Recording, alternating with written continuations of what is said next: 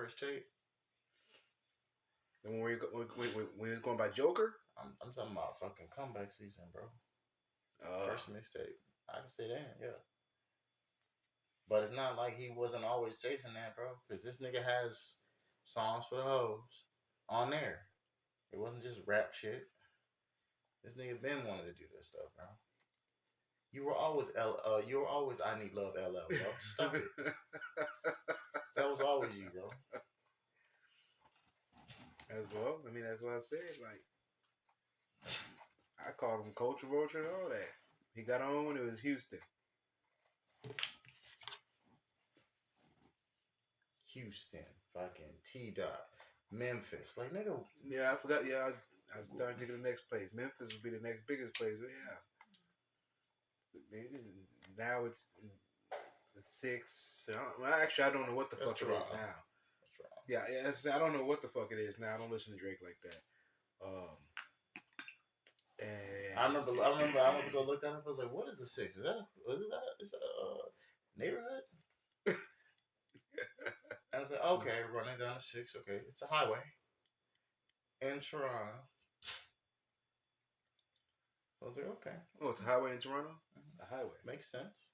Running down the six with my ups. I was like, "All right, you drive down the highway." Okay, I guess Mhm. that puts that in perspective. Effective. So, Yeah. but I do like what Rick Ross has said. I was telling my brother about it. It's something to the effect of in his retaliate his retort or his attack. I don't know I which way seen a it's lot going of at I this point. saw a lot of niggas talking shit. I mean, he wasn't like no crazy bars or Well, yeah, nothing. yeah. But I liked his little retort as well. Like, hey, bro, You heard like the Rick Ross one? I heard the Ross one. I heard bits and I ain't listen to all the Drizzy Did you hear shit. the line he said? He said something to the effect of "You so tough," or "You think you so tough." You gonna tell your boys to catch a body or some shit like that. I was like, ooh, you got a point there.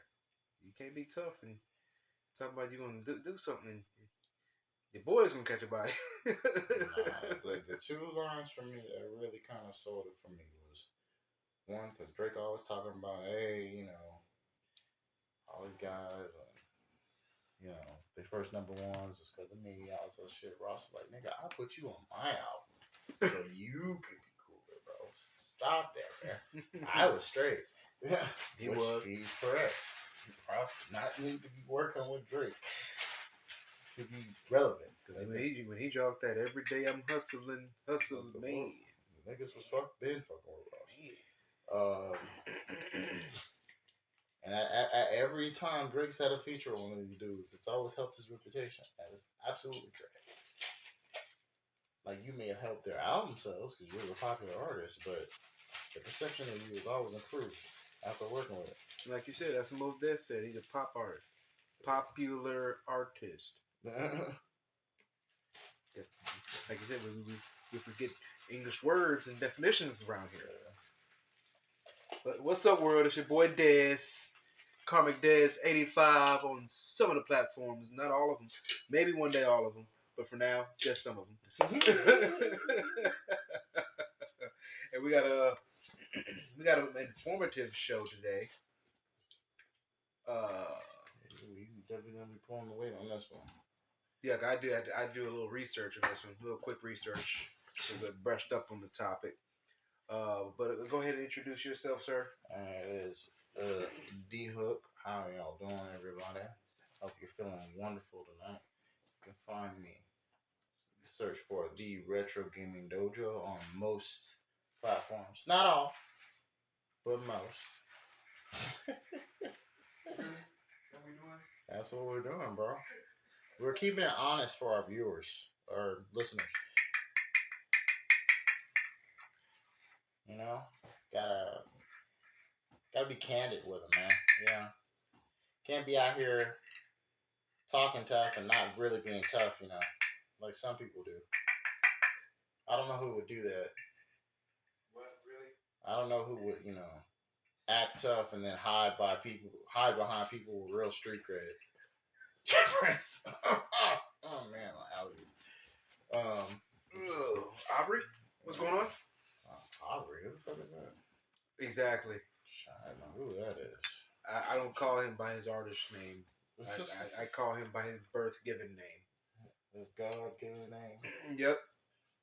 His name given to him by his Steve Harvey suit wearing father and his Jewish mother. That guy. Talking about Drake. Drake. Talking about Drake. Sorry about the paper crumble, y'all. I like Drake though, man. I fuck with him. You have. I have before. Not so much in the recent, 15 years. Oh, Jesus, I haven't regularly listened to a Drake song in a long time. Man. Jesus, yeah, it's been a long time. You did used to have him in the car. And I think about it. Yeah. Lamar put me on him back in the day, bro. I think the last time I really listened to Drake was running through the six. I think that might have been it. I think I might have stopped after that, really. So you start at the bottom, now you're Yep. here? Something like that. So, y'all know how we do. It's not going to be a comeback season either. Anyway. Well, tell us about your views. Current events. So nice. We do like we do. We have the current events section, and I guess that was a tad bit of taste of little current events. I guess the beef between Drake and the music industry is ramping up. It's funny because like hey bro, I understand why you felt the need to like shoot at everybody. You took the Jay-Z on the takeover approach. Like I got a bunch of ops, so I'm just gonna holler at all of them. When really, you really only needed to address one person. Like niggas talk about the takeover. The takeover. Last time I checked, Nas was the only nigga he was really beefing with. I mean, yes, he had beef with Mobb Deep and a bunch of other niggas, but he really only needed to be addressing one guy. Yeah. And yeah, that nigga got bodied on Ether. And I feel like that's probably what's gonna happen with old buddy with his track. And Renegade. Push ups. The fucking give me 50 push up shit. It's cool. I mean, what you talking about? Give me 50 push ups. What's that? Yeah, that's the Drake track. That's the name. That's the name of it. Yeah. Okay. That's called push ups. Give me 50. And yeah. I guess it's supposed to be discipline. I'm like, that's a really stupid song, man. Jesus, bro. Again, nigga, you're corny, bro. Jesus. Like, not aggressive or hard at all, bro. But I get it, man. You gotta defend yourself in this case. You have to, so. Yeah. That shit sound that title's corny as fuck. But he does call out a bunch of niggas, man. And he makes some good points in some of his comments. I just don't think things are gonna go well for him. That's not what I heard. Publicly, anyway. I don't think it's gonna affect his sales or anything because his fans, are zealots, and they'll just fucking. I heard he was talking about height and shoe size. Man, he talked about a bunch of shit. Maybe I'll listen to it, but most likely I won't. I might give it a actual listen because I wasn't even gonna listen to the Ross track, and then I was like, I kept seeing clips of people reacting to it and shit. I was like, fucking, let me actually listen to this shit, see if it's alright. I'm like, okay. I mean, because even the Kendrick shit ain't like super like wild. I'm like, okay, he makes some quick little jabs here. Mm-hmm. Ross was really like dissing this nigga. Oh yeah. This shit. Like, okay, he really like dissing. So. And I feel like when you dilute your diss track when you're talking to so many different people. So I've never liked that approach. It's kind of apropos that you brought up Jay-Z because listening to Jaguar Wright. On to the main. That's not the main topic. Oh, okay. It's current event. Kinda. It's definitely current. What it miss? I like to run my mouth, let's say, as much as I fucking. Well, she was asked about the whole, litigate Cass's situation, right? And the raids, and she was saying that the cops weren't even told who they're raiding. Because, Diddy's supposed to be an FBI informant, so they didn't want that information being leaked. How would she know that? That's a great question. It's what I asked myself when she said this shit. Like, man, we would never be privy to that. At all. Like, I get the whole, hey, I know stuff that's going on in the industry shit, but, like, when it comes to law enforcement, you would never be given that information by anyone. Stop that. Especially because, oh, it was cops. No, it was Homeland Security, mama. That's a completely different branch of the government. You don't have access to that. Stop. But continue. I'd like to see what else you have to say. So the dude asked her. They don't know who they were going to get. You have to get a warrant to do that kind of shit. Jesus. Oh my god. No, like the guys on the ground, not like the captains type shit. No, they would know, bro. You get briefed on this kind of stuff when you do this. Never mind. Keep going. Keep going. Keep going. So she was asked about Young Miami, I believe it was. The City Girls. Okay, yeah. And it was like basically she stepped up to be the new Cassie, or to be in the new role that Cassie was doing, but she actually enjoys the shit. Um, she brought up Young Jock, and she's upset at him because apparently he hadn't spoke up. She threw Stevie J and Jocelyn under the bus. Yeah. She said the way she was talking about Jocelyn, she was talking about specifically Jock and Stevie J was like, y'all niggas fuck with each other type shit, and y'all pretending like girls. That's why Stevie J is fucking with Jocelyn. Yeah, she's rough around the edges. Like she is rough around the edges. She will run up on you. Man, woman, dog, beast, whatever, right? Mm. She was like, she must like the motherfucker must like that masculine energy from a bitch. I was like, yeah, dude seemed kind of off. And she was like, she'd been in parties, she's seen things with him and Jocelyn. So I'm like, this is weird. This is really weird. And then the dude was like, what do you think? Who do you think is next on the list? She's like, well, you don't see it? He's like, nah, like I heard whispers, but who's next? She was like, Jay-Z. Anybody would guess that. And then she elaborated on the shit. Yeah. She was like, let's give it. She was like, Jay-Z is setting Diddy up. Okay. And I was like, you're like, like you just, take it in. Right. What do you got? What do you got? So she was like, what was her shit that she was saying?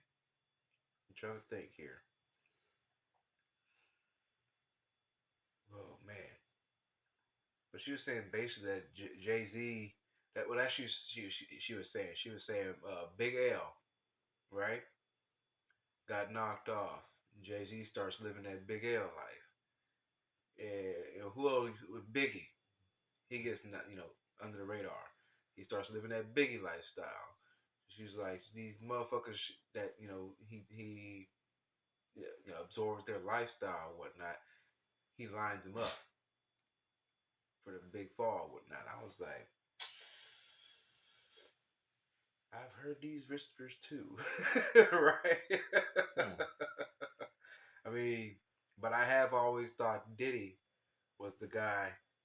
He may not have killed Biggie, but I believe he was definitely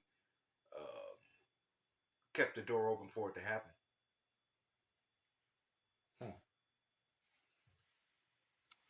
What you think about the Jay-Z claim? I mean, there's always been stuff going on behind the scenes with all them dudes out there, bro. She's not the only one that's been very vocal about that kind of stuff. People say it all the time. Oh, this nigga 50 always be hating. This nigga been calling out these niggas for years, bro. Yeah. Years. He really never has tried to extend an olive branch. Never has tried to work with these guys. None of that. He really has. So. And people just 50, he's just trolling. He's just trolling. He's just saying. He might know something. I mean, there's trolling with no intent, and there's trolling with intent. Absolutely. This man is intentful with his trolling. He told us what 3 years ago he'll make a documentary called "Survivor Diddy." Everybody was like, "Oh, he trolling Diddy? He trolling Diddy?" Here we are. Here we are. Hey, yo, I'm still willing to go ahead and make the documentary.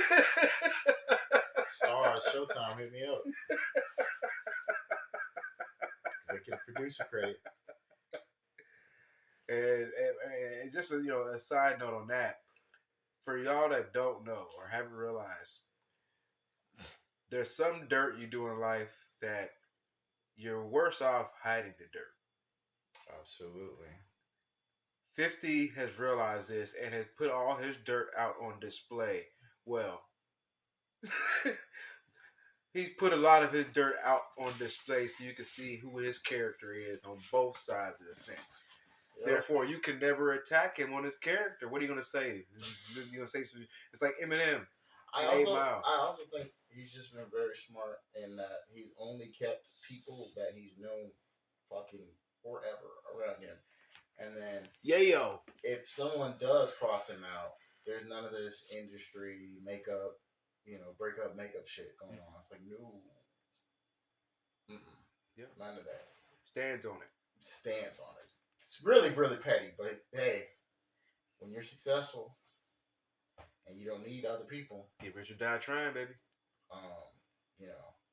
When you have that financial freedom, and that's the key word there, financial freedom. When you have that, you can just flip, give the middle finger to them. It's like, bro, I don't need to fuck with you. Mm-hmm. And in his case, he came in with that Dre and fucking Amco sign, and it was just like, bro, I don't need to fuck with none of y'all because I didn't get any love out east. But look, in his case, his success is part and parcel of what the topic is today. Yeah. Ownership. True. This man has been owning shit for a long time. Man. And kind of weaving into the shit earlier, this is why that was the thing that Ross brought up on his diss track to Drake. Yeah. It's like, nigga, I have more money than you. So don't start with this whole acting like you're higher level than I am. Like, you might have bigger hits than I do, but I'm richer than you, bro. Yeah, Rick Ross, he got like 50 Wingstop chains and shit like that. All kinds of just other businesses outside of rap. And he realized that, much like 50 Cent did years ago. Why don't you be able to rap like this forever?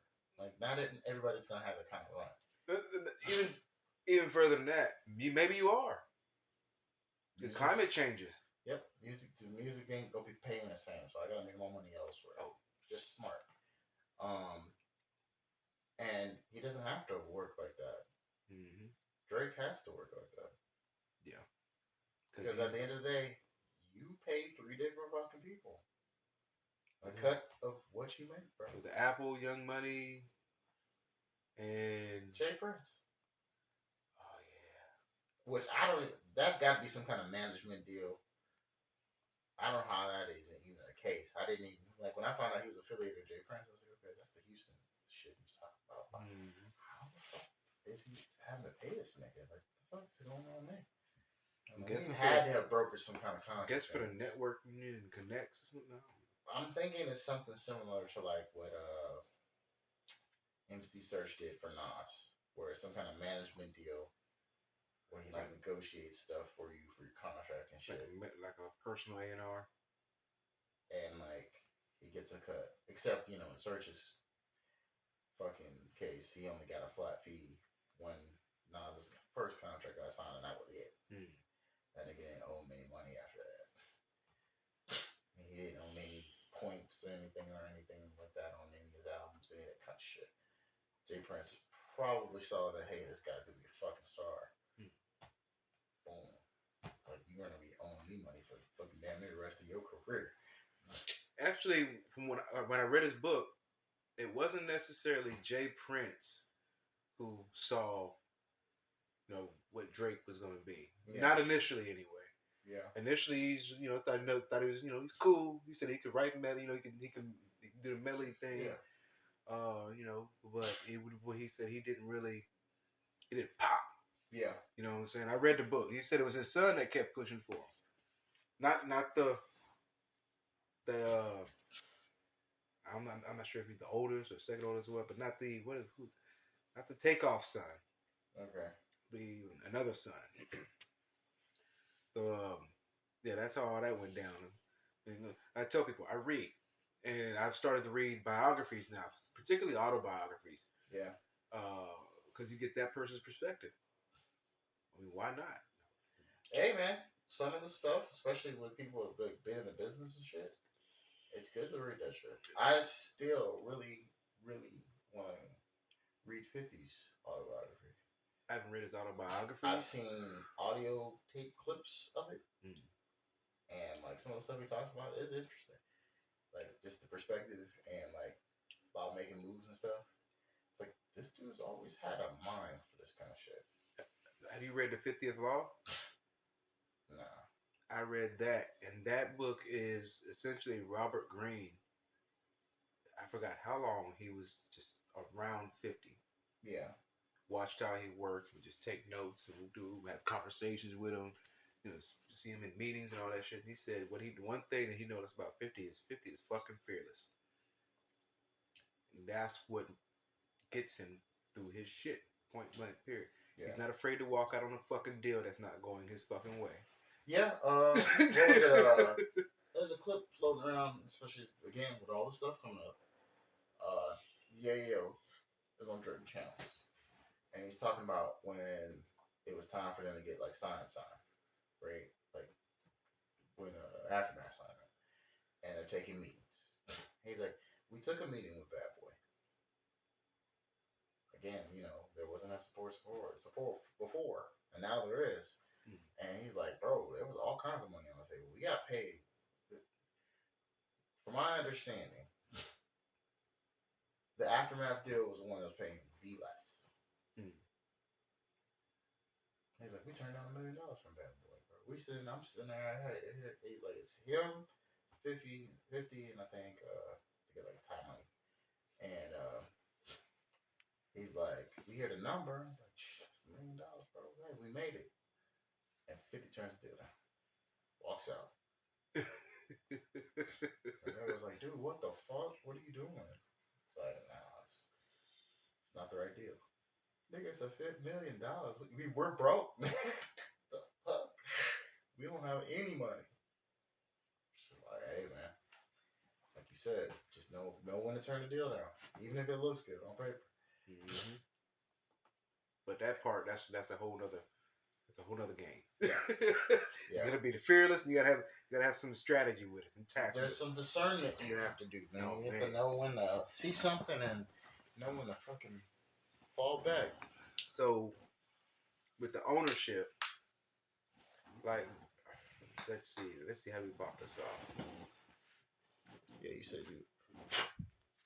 Like, what would be the purpose of ownership in your mind? I really feel like real ownership. You just do what you ever do, what you want as far as I'm thinking of land in this case. Okay. Being able to have the freedom to kind of do what you want on land. Yeah, if you want to sell it, build on it, whatever. Um, Mm-hmm. it's kind of weird because we live in the states and there's a lot of stuff. Even if you do own like land, Mm-hmm. there are restrictions to what you can do on said land because of laws and such. But Yeah. of course, you can hide a lot of shit once you're property. You know, people can't trespass. There are laws to protect you Mm-hmm. from people finding out what you are doing on your land. But yeah, man, just to protect yourself and whatever your interests and holdings are. To that last point you made, you could hide stuff to where what did you say specifically? Yeah, and if you have whatever your intentions may be, you just kind of put stuff there and do stuff there, and hey, no Um, trespassing, bro. so what the guy was saying, mind you, the guy was a lawyer or whatnot. Yeah. Go, fights these cases. You can do that unless somebody feels that you're doing something unsafe. Right. Then they can call the police, and the police have jurisdiction in that case. Yeah, that's what I'm saying. There's laws that kind of protect against certain stuff. So like there's stuff you can do to protect yourself, but there's also things that can happen to possibly prosecute you. They can get around those protections. Like you said, if someone feels unsafe, they make a report while they're on your property. Cops can come in. So that is one of the caveats to land ownership. That what he is saying. Yeah. That you can do whatever the fuck you want, as long as you're not essentially being a disruption and nuisance to the rest of society. Yeah. Um, we were talking about the Diddy raid earlier, and those are I think those are houses he owns. These aren't like rentals and shit. Right. And like, as I was saying earlier, kind of being like, yo, this sounds really stupid, her saying what she said. But, um, again, one of those things where the law can kind of get around those protections of your property. Yes, they couldn't have just went in there and just went in his house like that. Mm-hmm. That's why they had to get warrants. Yeah. Raids like that, you have to secure warrants, man. That shit would get them just destroyed in court if you just did that off rip. And they had credible circumstance given by said settling with between Diddy and Cassie. Yeah, there has to be approved by a federal judge in those states, and then they have to give reason of why. They would have to, get these warrants approved. It's a whole process. It can get done pretty quickly, but minimum it's going to be like a week. So stuff has to get filed. It's a lot of red tape and paperwork, but yeah, just it's really interesting stuff you can do to get around that. So, real quick though, before you continue, I just wanted to say this real quick because this topic is coming about because one of our group members, uh, Kimberly, was watching stuff about squatting, right, and wanted to discuss that. So I just wanted to shout that out. Squatters' rights. Yes, squatters' rights, which I think are horse shit, but that's because I'm an owner. Well, that's part and parcel of the ownership. So again, still feel away about that shit. So again, it's a societal thing. Yeah. Squatters only have rights so far as you give them notification. Yeah. Typically. So the reason you can't just come and kick them out is because it's like a humane issue. Yeah. So which in that case, I think somebody was arguing that. Yeah, it's a humane thing. Right. Like, I hear what you're saying, but like, yeah, that point was being argued. I do remember seeing that, and I kind of feel.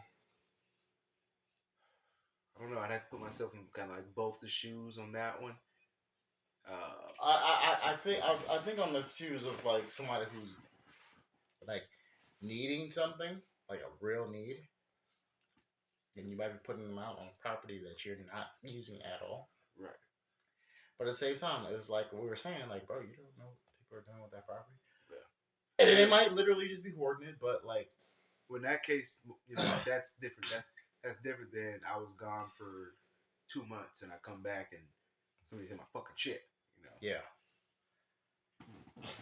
I mean, Mike shared his story of that house, and obviously he hadn't lived there in however long, and he comes back to get the house, and somebody's in the fucking place, and he's having to run them up out of there. They have to do a lot of cleaning too, and repairs. Yeah. And that shit's crazy. I just know that I see somebody comment on one of the videos I watched, the state of Texas. I come home and you in my stuff. He'll shoot you. Like literally. and call it a day. Like, literally have legal right to do that. And that's what I was saying. I was like, you can run somebody up out of there if you really want to. Don't give a fuck what kind of rights they think they have. You're just gonna have to deal with the consequence of that. Yeah. If you're in a place that actually will protect you from that kind of shit, hey, we can handle this real quick, homie. Man. You can leave or you can get shot. We live in a state where that could happen. Now there are provisions for finding things. Yeah. Such in this case could be like finding property that was left or whatnot, some unclaimed type shit. Yeah. Um, it's essentially, how did he word it?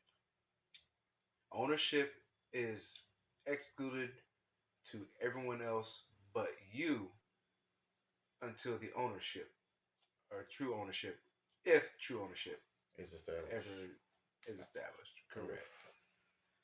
Jesus. So that's pretty interesting. Kind of reminds me of like getting a lost title on a car. Mm-hmm. You buy a car from someone, it's like, hey man, you got the title? Nah. Yeah. Okay. So I can't get this registered. Even if I have the bill of sale, like I bought this from this person, but they don't have the title. Mm-hmm. And they claim that's how they got that vehicle. Right. It's like, oh fuck. How do we track this? How do we prove ownership? And anybody can come reclaim that car. Kind of those things. Getting a lost title isn't hard to do. It's just a pain in the ass. Now imagine with land. Shit, that's probably even worse. This fucking guy. I gotta find a lost deed. Yeah. On the land. 300 years back type shit. This could be really difficult because you have to hope that if it is something really old, for instance, you have to hope that there's records by the county for that said property. And then, like you said, the records of ownership might be really old. Like somebody's had this house or land or whatever for a long ass time, so the ownership's never really changed. Mm-hmm. Something that's like, I don't know, given through like a will or something. They're just passing the fucking deed now. Right. But there's no true succession, so you don't know where that's going or been. So yeah, it gets murky. It can. It can. And then depending on where you're from too, like you're from some super rural ass county, and you don't know what their records have been kept, how they've been kept. You find some property. Well, Mike was talking about that shit with the people doing the renovations and the ghost hunting and shit like that. It's like, why do you think they get to do all this stuff? Squatter shit. They just go find abandoned stuff. Somebody might own that shit. And they're just filming on the property. Yeah. Probably without permission, because they're using these protections to keep themselves from getting in trouble. That's another thing you can't just do on someone's land. You can't just start filming and recording and then selling the material without permission. Unless, here's an example. I wish Mike was here, because this is kind of an argument to what he was saying. He was saying the other night that the government doesn't want you to explore. Or why doesn't everybody stop working and just become explorers type shit? Yeah. I was like, the economy would collapse, but yeah, go continue. Yeah, as we said, people would starve. Long story short. So another argument to that fact is that actually they do that. They want you to explore things. Case in point, the guy was saying that, I forgot during which decade, but at one point there was this land that the government had, but they didn't have anybody to work the land and search for minerals. Yeah. So the idea was, hey, let's give these people ownership of the minerals they find, as long as they find the shit. We can get our resources on the back end. It's our land. You clear out a lot of stuff that way, man. Because there's gonna be a lot of not finding shit. That's pretty smart. Yeah. And the point he was making was that ownership in a capitalist world, of course, or a mercantile world, yeah, instigates growth, market. Yeah. Yeah. And I was like, yeah, that's basically, because like you said, with the ownership of the land, before we even got to this point, he was like, yeah, you can sell it, you can rent it out, work it, yeah. ownership in that vein is a great commodity. But same thing like resources. He was like, so what's to stop people from overfishing a fishing hole?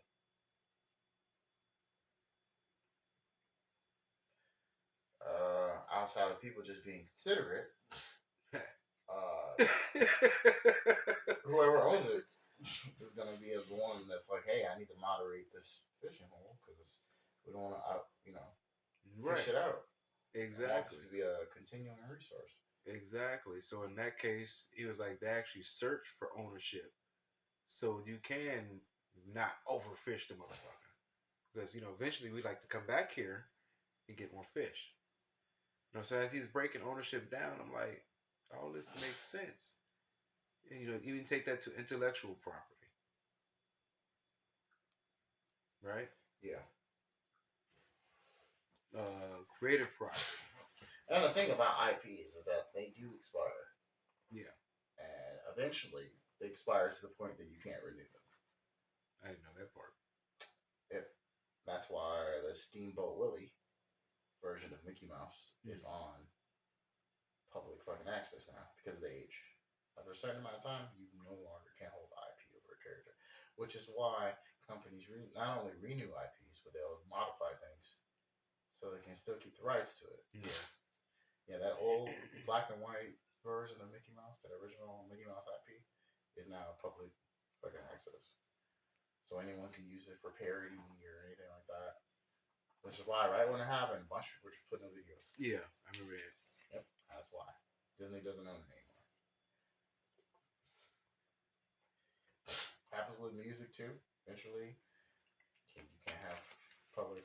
That's why there's stuff in the public. Fucking, I forgot which is longer. Is music or cinema longer? I believe cinema is longer. Music, I want to say is 80 years. Might be less. Actually, yeah, music might be less. It's fucking crazy, man. Actually, no, music might be more. Shit, yeah, because yeah, I think it's like 80 or maybe 100.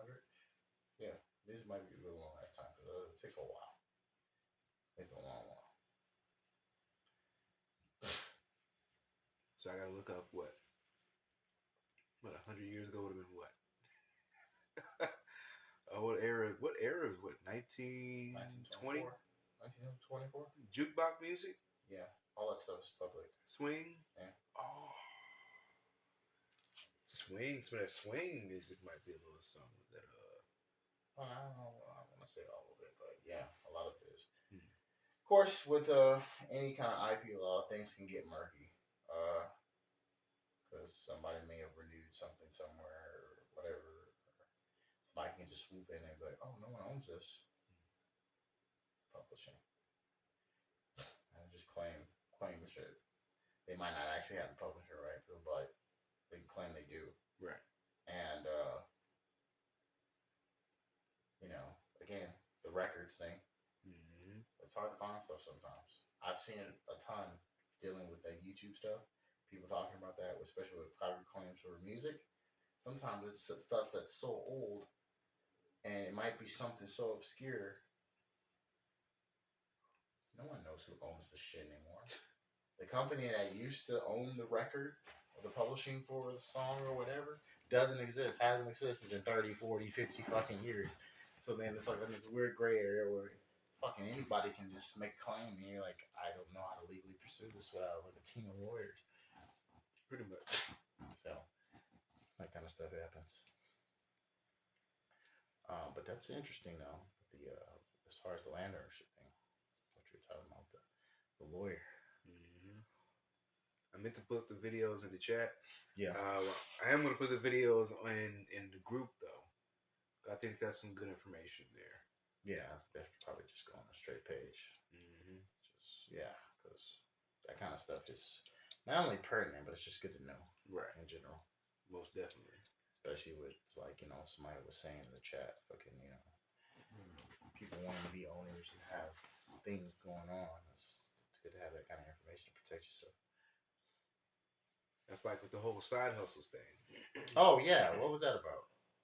So I watched The the myth video. of side hustles. It was like that was interesting. Maybe 15, 20 minutes. I seen somebody speak on that once, but go ahead. and it was like it's basically like the myth of side hustles are that they're quick, easy ways to make more money, Yeah. right? And it's not the case at all. Yeah. It was like most of them have to meet four requirements type. First requirement, let me see, was it has to make money. Okay. Again, if you're not making money, it's a hobby, right? Yeah. Easy enough. Number two, what was number two? Uh, has to be flexible. I believe it was. Yeah. So you have to be able to do it basically, whenever you're able to do it. And number three was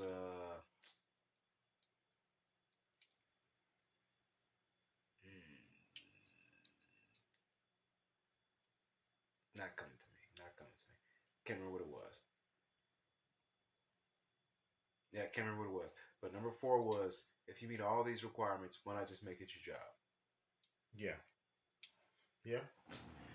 Uh, the video I saw that spoke about it, and I forgot who was it, but it was basically um, side hustles don't exist essentially, Mm.